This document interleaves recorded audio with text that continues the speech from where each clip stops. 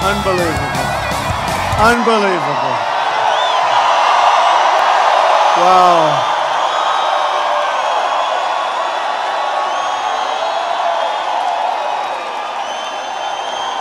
So we set the all-time attendance record of this building, and people are still pouring in. Can you believe it? Unbelievable. And one young man got here, you won't believe this, at 4:30 in the morning. Where is he? Where is he? Where is that guy? Come here. Come here.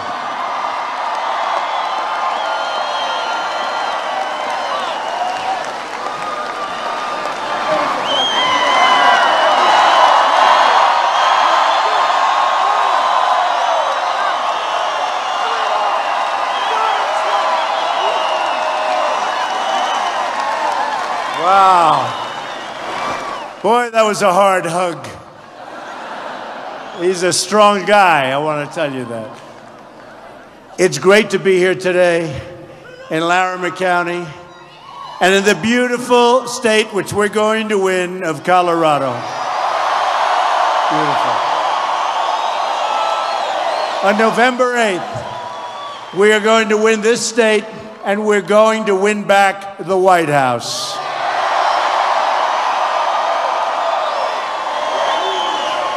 And remember, Colorado, mail in your ballots by Election Day. Mail in your ballots by Election Day, or a lot sooner than that if you can. But get those ballots in, because there's only one way this is going to be taken away. That's if we're foolish, or if we let people take it away from us. So mail those ballots in. They should arrive at your homes around October 20th. You know that, right? I hate to interrupt my speech with these minor details, but they're very important, right? So thank you.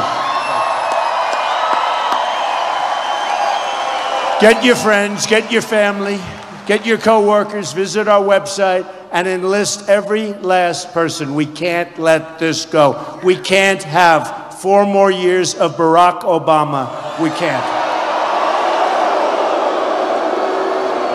And crooked Hillary will be worse. She'll be worse. So get those ballots in. And as long as we're talking about winning, I want to congratulate the Denver Broncos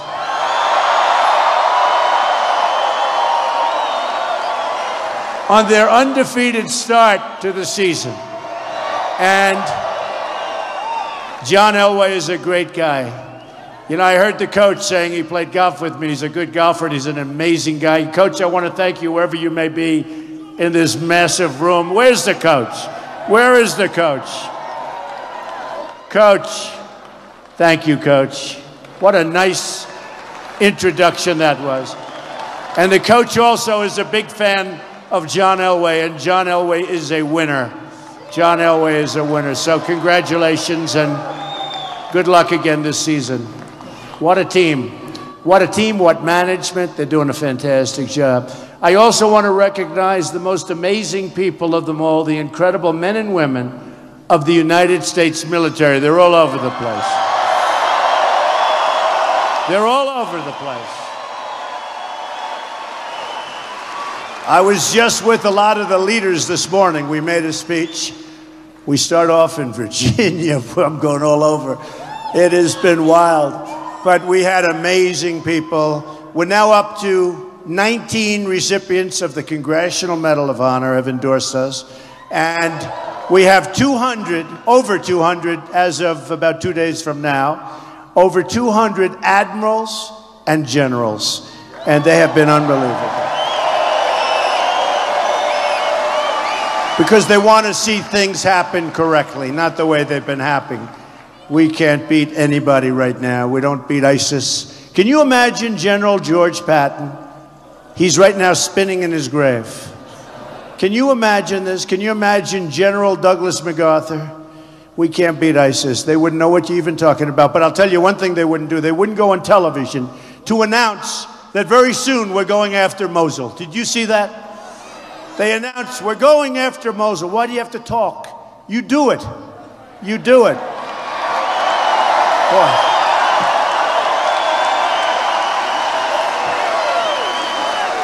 Then you have the leaders of ISIS, a lot of them in Mosul. They say, you know, we're getting out of here now because they announced, so we'll go through the whole thing.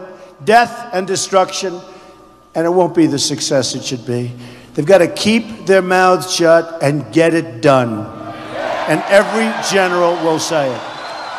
You know, in the old days, I'd read, it used to be called the element of surprise. We don't have the surprise anymore, folks. We don't have. We have people that truly don't know what they're doing running our country. Remember 2 weeks ago, 400 million in cash? Remember that? Cash! But then that turned out to be wrong. It looks like it was 1.7 billion in cash. In cash! That would fill up that piece of the arena. And then last week, 800 people ready for deportation to a rough part of the world. And guess what happened? They became, instead, United States citizens. And that was wrong also, because it turned out not to be 800 people. They think now it's 1,700 people. So I immediately said, okay, so fix it. Oh, undo it. And you know what they said? Well, that wouldn't be constitutional. How stupid are we? The world is laughing. Anyway, Colorado is home to 6 great military bases with unbelievable people stationed at those bases. We're going to eliminate the defense sequester, rebuild our military, and take care of our veterans. Have to do it. We have to take care of our vets, by the way. We have illegal immigrants, in many cases, treated better than our veterans. That's not going to happen for long. Another great Colorado legacy is hunting and fishing. My sons love to hunt. They're here all the time. We're going to conserve your land for future generations, and we are going to save your Second Amendment, which is under siege.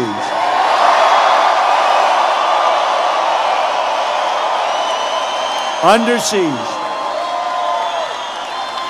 And as you know, the NRA endorsed me with the earliest endorsement they've ever given. So thank you to the NRA.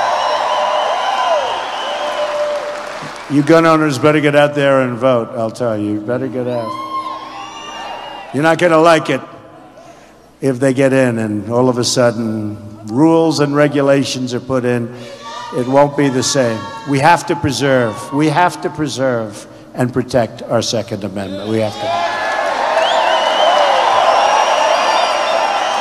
One other issue of such great importance to Colorado is energy.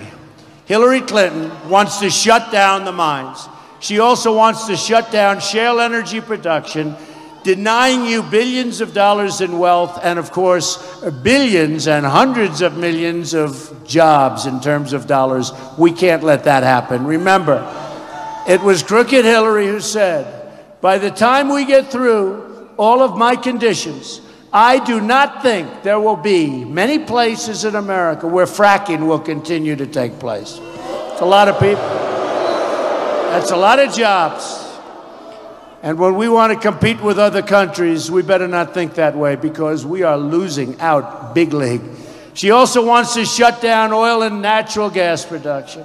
Her anti-energy policies will take millions of jobs from Colorado, Pennsylvania, Ohio, Florida, and so many other states. We are going to end Hillary Clinton's war on Colorado energy, and we're going to put our miners back to work. Our miners are going back to work. While my opponent focuses on small, petty things, we are discussing the vital issues facing our country and our people. And we have many, many vital issues. We are going to talk borders. We're going to talk trade, jobs, and refugees. We're going to talk about crime and failing schools and how to turn our country around. Hillary can't discuss the issues because she's one of the ones who helped create the problems in the first place.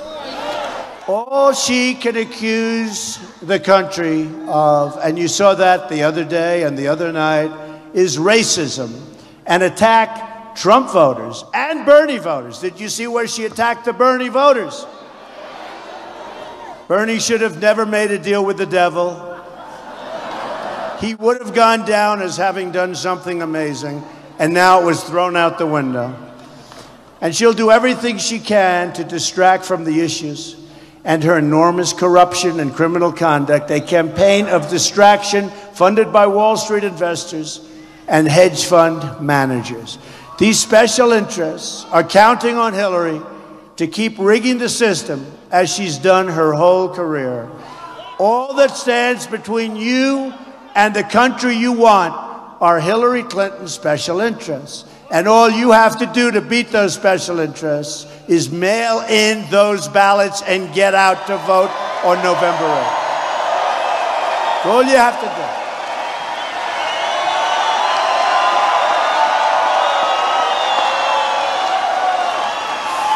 Oh, I wish those cameras would... Hey, would you do me a favor, fellas? Span the room. Span the room. Go ahead. Span the room. Span the room. Pretty amazing. Place is packed. New record. Place is packed.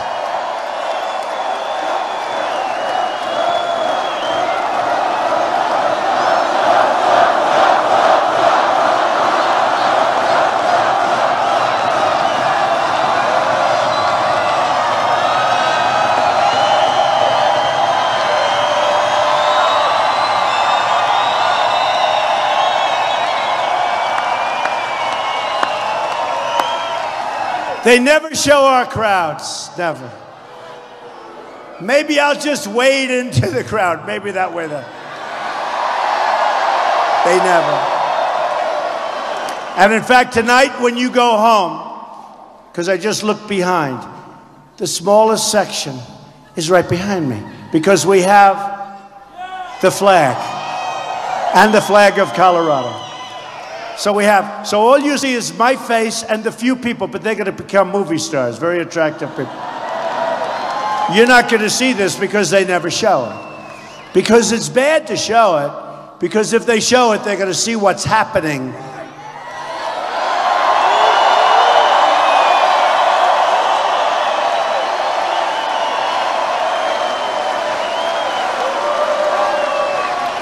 And they don't see that this is going all the way up to the rafters.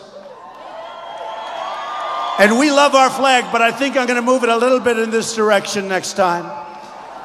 Because they're going to show how many rows? Nice crowd. Nice, but you understand what I'm saying? My people don't get it. My people don't. They don't get it, my people. But if they would span the crowd, and this is what we have no matter where we go. It's only dictated by the size of the arena. Right by the side. We went to Pueblo today. We had a tremendous crowd. Right. All dictated by the size of the arena. And I want to thank our fire marshal, who was fantastic. He was fantastic to allow so many people into the building. They have people standing at every door, but I always say, how can you have a fire? It's a concrete floor. But I want to thank the fire marshals. They were fantastic. And I want to thank our police. What a job they do. What a job. What a job. I've made a centerpiece of my economic revitalization plan the largest middle-class tax cut. And this is big stuff. The largest tax cut since Ronald Reagan. And the largest the largest regulatory reform in American history. So we have the big tax cut, and for companies, we're bringing it down from 35 to 15%. Our companies are leaving our country. And we're bringing it way down to 12.5% for middle income, to 0 for people that aren't doing so well, but they'll be making the 12.5, and then they'll be paying, hopefully, some pretty good tax someday. But we've brought them all down. The personal taxes, the corporate taxes. We brought the taxes down where trillions of dollars is outside of our country, trillions, and companies can't bring it back because the tax is so high it doesn't make sense. Plus, bureaucratically, they can't do it. So what they do, you know what they do? They leave the country to get their money. And they leave the country because taxes are too high. Just about the highest in the world are taxes. And you know, with all those taxes, our roads are bad. Everything's bad. It's not like, oh, gee, we have high taxes, but everything is tippy-top, as we say. It's the opposite of tippy-top. You got potholes, you got airports that are horrible, like third world countries. You got bridges that are half falling down. See the safety records on the bridges? So we are going to get things straight now, folks. So we're going to put people back to work, but we're going to put Americans back to work. Americans.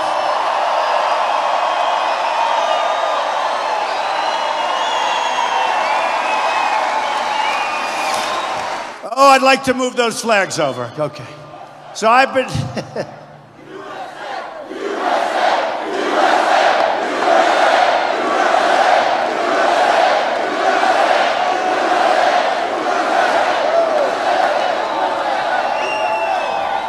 I've been saying from the beginning that this campaign and how ridiculous everything is when you look at, yes, the unfair tax system. I've been talking about how crazy the tax system is, how unfair it is, how much tax we pay. This is not the fault, believe it or not, of the IRS, but the political class that is owned outright by the special interests and the lobbyists. They want something done, they want a provision put in, they put it in. It's these politicians who wrote an amend and tax code, really a tax code that really is a disgrace to our country in so many ways. It's a favor to the donors. It's a favor to the special interests. Many so-called experts that get tremendous fees to understand what's going on. They have no idea of the size, the complexity of the code itself.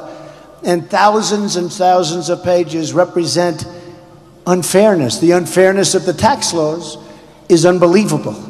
It's something that I've been talking about for a long time. You've heard me talking about it, despite being a very big beneficiary, I must admit. I am. I'm a big beneficiary. But you're more important than my being a beneficiary, so we're going to straighten it out and make it fair for everybody, in all fairness. I understand the tax laws better than almost anyone, which is why I am the one who can fix them. And that is what I commit to you. I will do it. As a business person, I've legally used the tax laws to benefit, really, I mean, it's to my benefit, and to benefit of my company, my investors, my employees, my family. Thank you. As a major real estate developer in this country and throughout the world, I face enormous taxes, city taxes, state taxes, sales taxes, excise taxes, employee taxes, federal taxes, VAT taxes in different countries. It's my job always to minimize the overall tax burden to the greatest extent possible, which allows me to reinvest in neighborhood workers, building amazing structures all over the place. And it fuels a tremendous growth in various communities throughout the United States.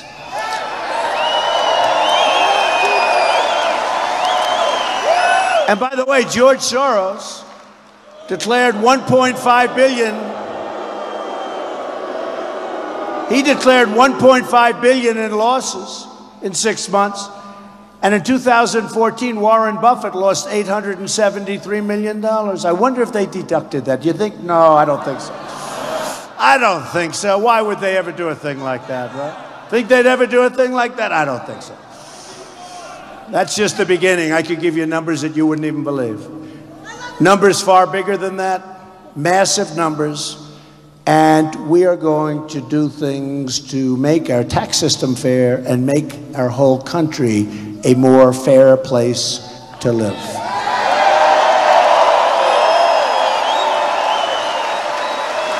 The news media is now obsessed with an alleged filing from the 1990s, a long time ago, at the end of one of the most brutal economic downturns in our country's history.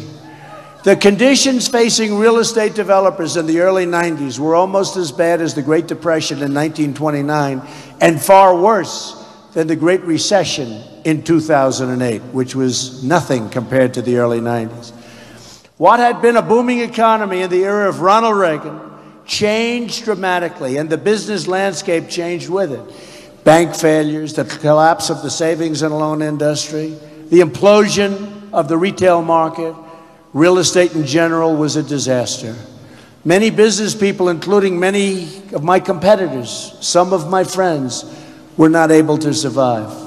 Companies, jobs, opportunities were lost, and lives were destroyed as tens of thousands of people were put out of work. That was a rough period, the roughest period I've ever seen.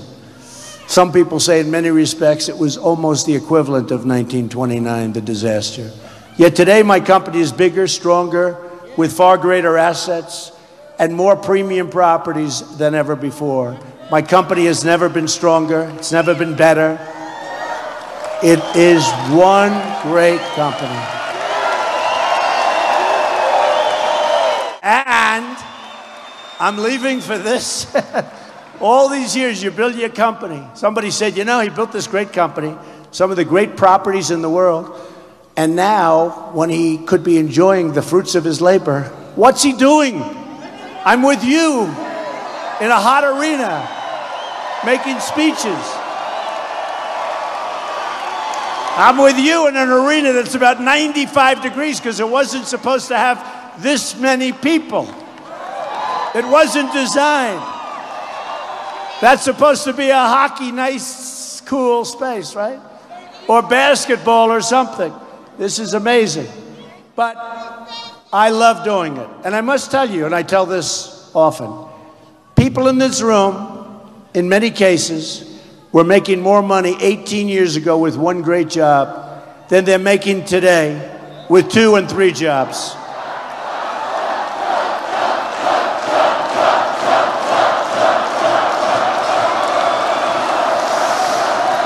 And the only thing I can tell you is they're getting older and they're working harder and they're making less. It's not supposed to be that way. But you know what? I'm getting older and I'm working harder right now than I've ever worked in my life. So we're all in the same ballpark. It's all in the same. I was able to use the tax laws of our country and my skills as a business person to dig out of this real estate depression when few others were able to do that. In those most difficult times, when so many had their backs to the wall, I reached within myself and delivered for my company, my employees, my family, and the communities where my properties existed. I did a great job. During the early 90s, as companies were collapsing one after another, the media and powers that be said, Donald Trump could never make it back. You remember? Donald, I don't know if you remember, some of you, that's still a long time ago. That we're bringing this up is a little ridiculous, but let's do it anyway. But they did. They were so happy. Just like they're miserable today. They said, how did this happen with Trump? They said, I had billions of dollars in borrowings and hundreds of millions in personal guarantee and no pathway out. And they were largely true, except I always felt I did have a pathway. But I never had any doubts, and I never, ever gave up like the people in this room. We never gave up.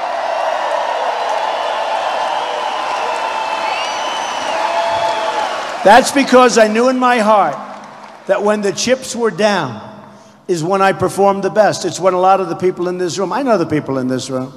I know who you are. I know your guts. I know the people in this room and the people in plenty of other rooms where we go and break records at every arena we go to. The reason I never felt in danger during the real estate downturn, and I never did, was that I knew myself, I knew my business, I knew the financial system, I knew the tax code inside out and backwards, and most importantly, I knew how to fight.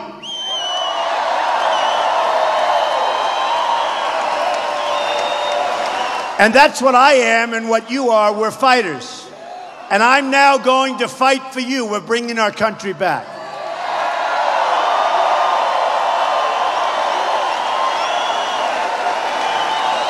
In the early 90s, they splashed the front pages with stories about how Donald Trump finally, he's finished. You think they like me? I don't think so. Everybody said that I was done. There were front page articles in the Wall Street Journal and the New York Times. They were thrilled and delighted to write these negative stories, and they were negative. So they said I was finished. The only person who didn't think that I was in trouble was Donald J. Trump. I didn't think so. And you know what? My mother and father loved me. My brothers, my sisters, my best friends, they thought I was going to do very well. But I will say, we have to have confidence in ourselves. And I had a lot of confidence that this was a bad period. This was really a depression. A lot of the folks in the room, I'm just watching, as they're wincing when I mentioned the dates, because those were bad times for a lot of people, including people here. I started my company with a small loan, and as I grew, I borrowed money in order to grow the company. Borrowed a lot from big banks, big institutions. When the bottom fell out of the real estate market, I had all the debt. It stayed the same, but the value of the assets plummeted. Interesting. But I knew how to use the tax code to rebuild my company when others didn't have a clue. Some of them come to see me today and they say, man, I wish I saw you, Donald, and they're wiped out. My understanding of the tax code gave me a big advantage over those who didn't have a clue, including many of my competitors who lost everything they had, never to be heard from again.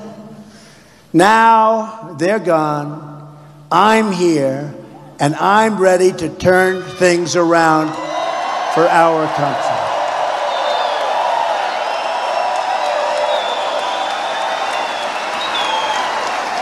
And the dishonest media is back there saying, oh, can you believe it? We can't get rid of this guy. This guy is brutal. This guy is brutal. The early 90s was a very tough time for the world, but in tough times, you need very tough and very smart people, which is you. These are tough times for America today, and we need smart leaders.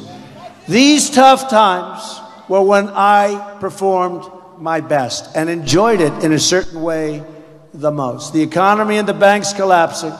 The government was a mess, but I enjoyed waking up every single morning to go to battle, and it was battle. I enjoyed getting up, taking out the financial establishment, dealing with the financial establishment. Some were friendly, some were great, some were terrible, but I did it because I had to win. I had to win. I know how to make a deal. I know how to make a comeback. And that's what it is. Again, bigger, better, stronger company by far than ever before. That's the thinking we need for our country. That's the thinking we need when we are negotiating trade deals and military deals and economic deals on behalf of the American people. That's what we need.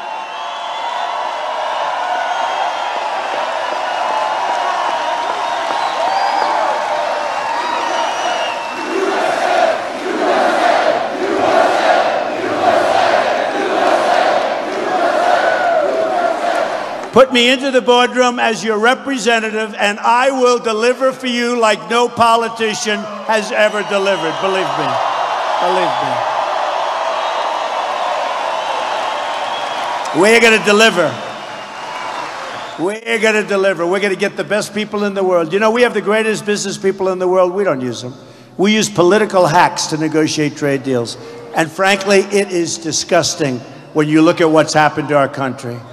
Hillary Clinton is in it only for herself and for her donors. I'm here fighting for America. When the pressure is on, when the odds are stacked against me, when people say it can't be done, that's when we have to get started. The one thing that motivates me the most is when people tell me, and they tell the United States, that something is totally impossible. because believe me, we have a very tough situation right now. For me, impossible is just a starting point.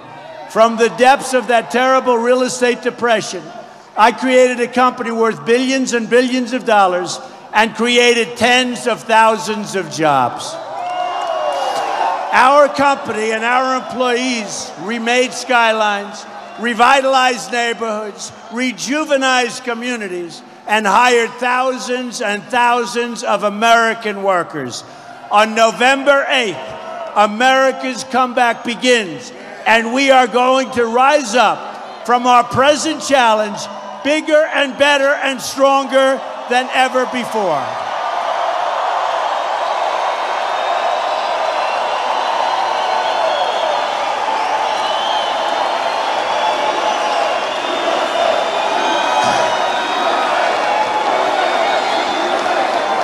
Those who spend their entire lives within the confines of government work and who know virtually nothing of business fail to understand the skill, dedication, and sheer grit it takes for a company to climb out of an economic depression of the scale we had in the early 90s.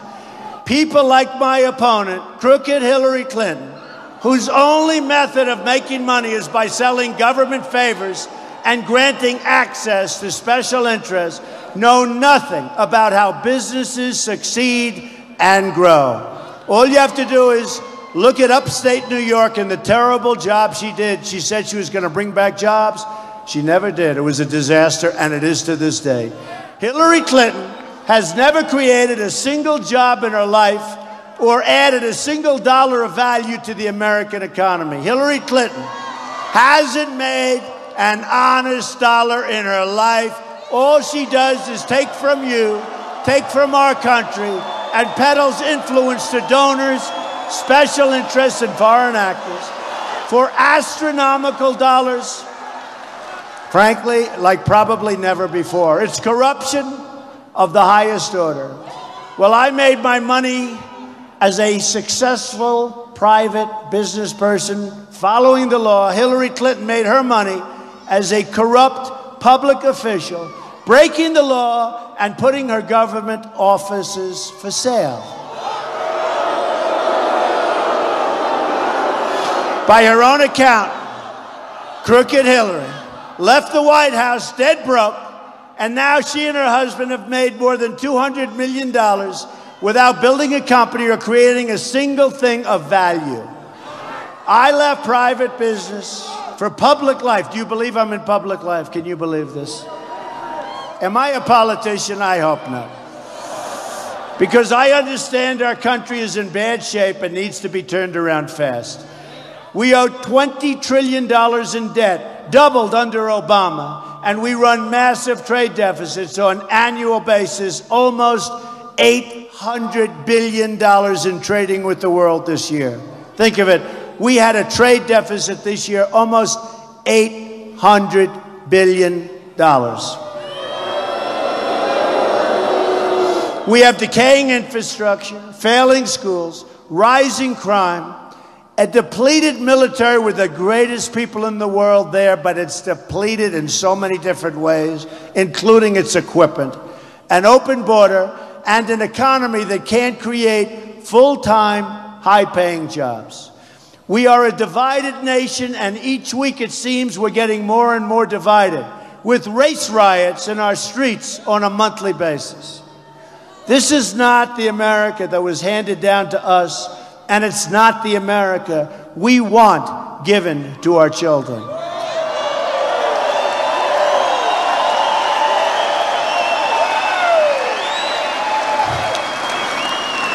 But this is the America we will have if we don't change our leadership immediately. We need that change. We need that vote November 8th. You got to get out there. The failed political establishment must go. It must go for the sake of your country, your future, and those you love the most, like that little guy right there. Right? Hold that baby up. It's so beautiful. So, wow.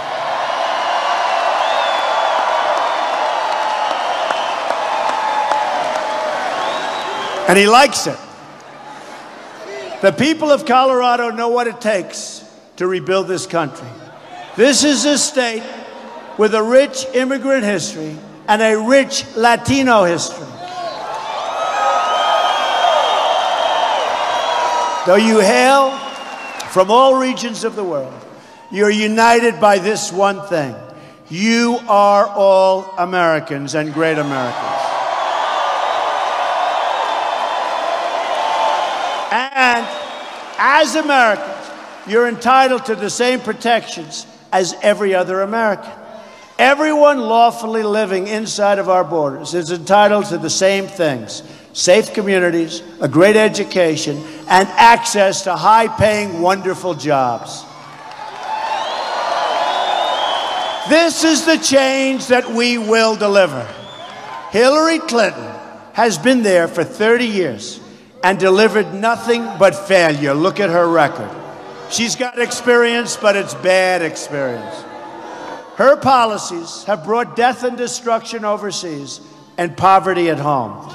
She also put Iran on the path to nuclear weapons. That was the beginning of her deal, one of the worst deals anybody has ever seen negotiated.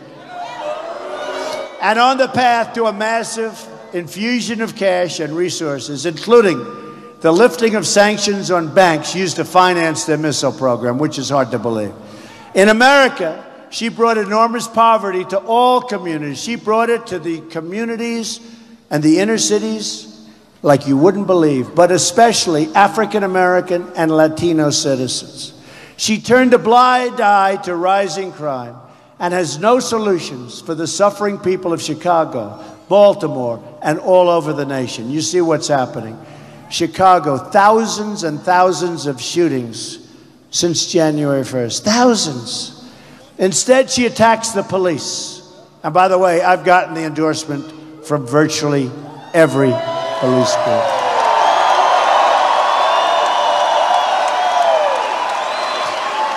We need safety.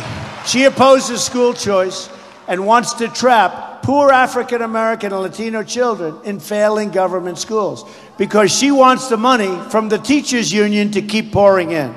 That's all it is. Hillary Clinton supports Obamacare and wants to expand it. Obamacare is an absolute disaster. Where premiums in Colorado are set to go up by massive numbers. And the only way to stop this disaster is to vote for Donald Trump. That I can tell you.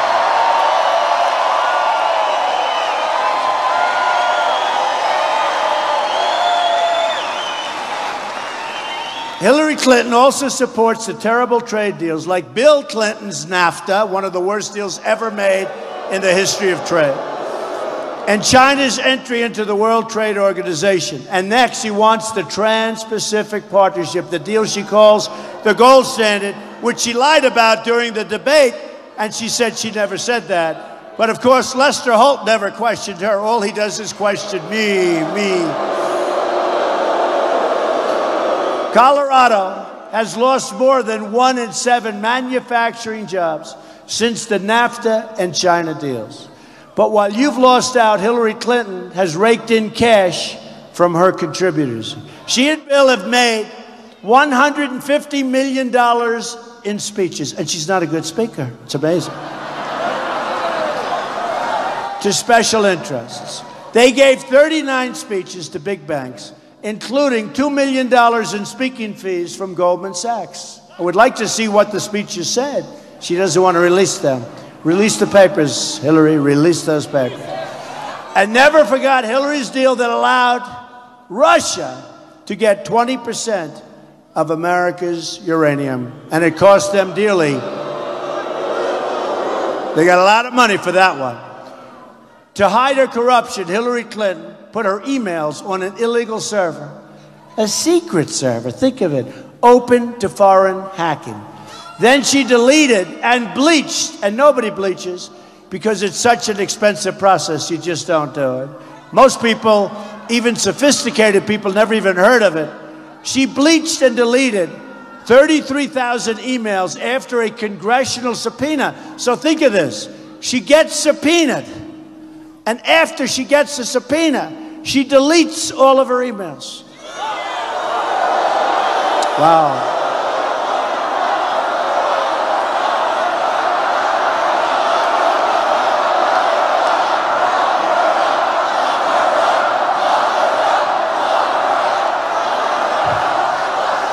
She lied to Congress under oath, and her staffers took the Fifth.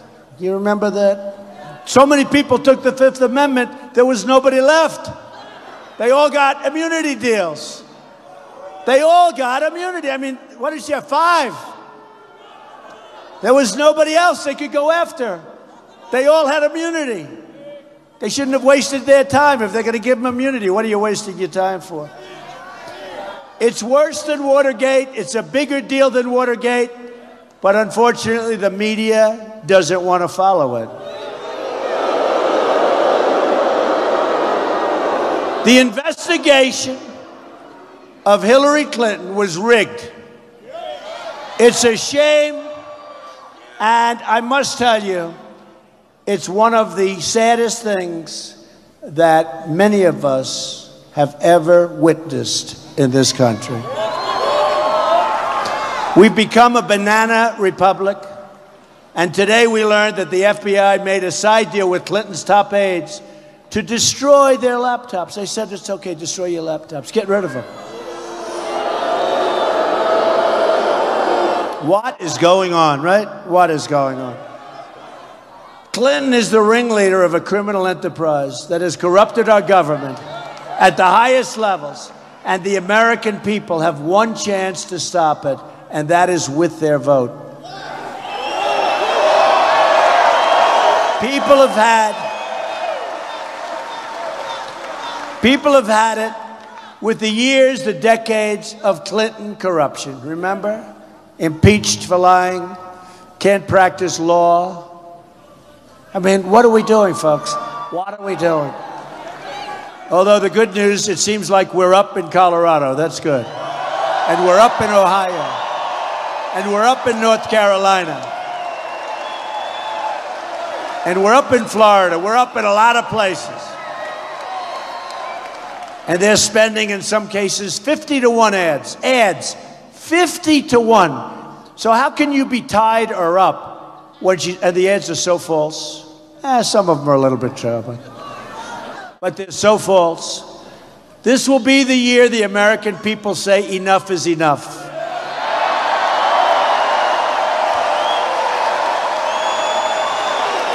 Now, another issue that we want to address today is immigration. Colorado is home to many wonderful, hardworking immigrants. And it's these hardworking immigrants who stand to lose the most from our open borders and our open immigration policy. Illegal immigration and broken visa programs take jobs directly from Latino workers living lawfully in Colorado and many states today. It's also taking jobs from African Americans who want so much to have those jobs. Illegal immigration also brings with it massive crime and massive drugs, including a terrible heroin problem right here in Colorado. You have a tremendous problem. Everybody's telling me about it. But many of the states have that problem. We are going to build a wall.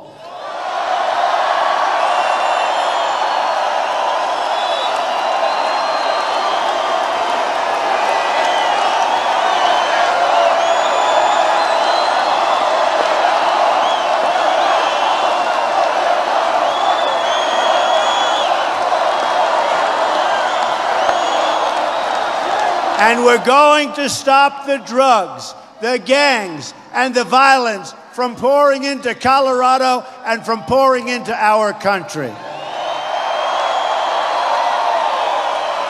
We're going to shut down the sanctuary cities that have led the preventable deaths of so many.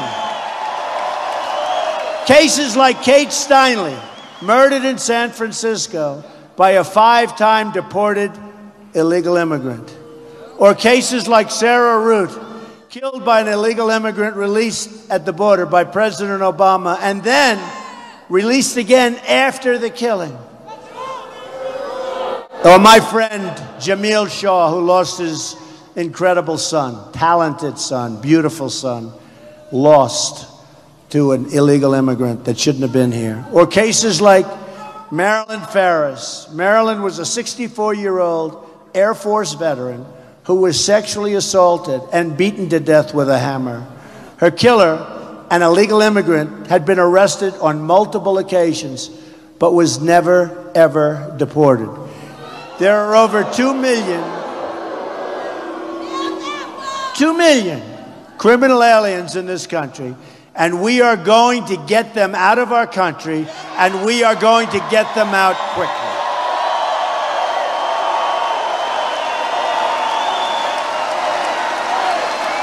To the cartels, to the gangs, to the drug dealers, I have a simple message for you. Your days are numbered, and your reign of crime will soon be coming to a very, very crashing end.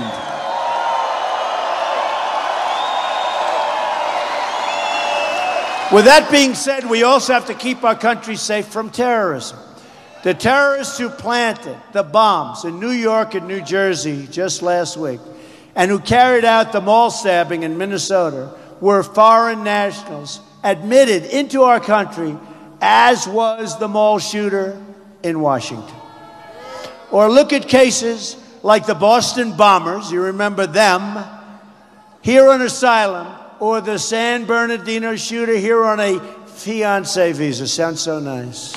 Sounds so nice. Fiancé visa. Our people didn't know what they were doing, and frankly, they should have checked her Facebook page, and they would have never let her into this country. Killed 14 people, people that gave them a party for their baby. Killed them. Many, many wounded will never be able to recover fully. Or the Orlando shooter, the son of a Taliban supporter from Afghanistan. Terrorists are infiltrating our country. Now, Hillary Clinton wants a 550% increase in Syrian refugees and countless more refugees from across the Middle East. I want to keep you and your family safe. And we will. And we'll build safe zones in Syria, and we'll get the Gulf states to pay for them, not us. But we have to keep our country safe, because what's happening from within, this could be the great Trojan horse of all time, folks. My job is not to represent foreign countries. My job is to represent the citizens of the United States of America. Putting your jobs, your wages, and your security first. If you're living in the United States today as a lawful resident or U.S. citizen, I will ensure you have a safe community, rising wages, and an immigration system that protects your jobs. We're not going to let our companies go to Mexico and other places, make the same product, fire all of their employees, and think they're going to sell that product across our now very strong border, and there won't be retribution. No, there will be retribution. There will be consequences. And the consequence will be that they will pay a 35% tax every time they make something and want to sell it back into the United States. And when that happens, they're not going to move. Very simple. They're going to say, wow, our formulas don't work so well anymore. But the politicians don't want that, because they're taken care of by people that own these companies, okay? Me, I don't care. I put up a fortune for my campaign, and I don't care. I don't care. Here are some more things we will do starting in 2017. We are going to lower your taxes massively. Hillary is going to increase your taxes. We're going to eliminate every unnecessary regulation. She's going to increase regulation. We're going to end Common Core and provide school choice.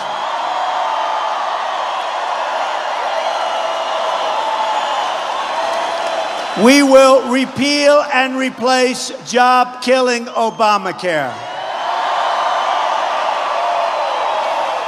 We are going to make child care affordable. We're going to save the Second Amendment, which is under siege. We're going to support the men and women of law enforcement and appoint justices of the United States Supreme Court who will uphold and defend the Constitution of the United States.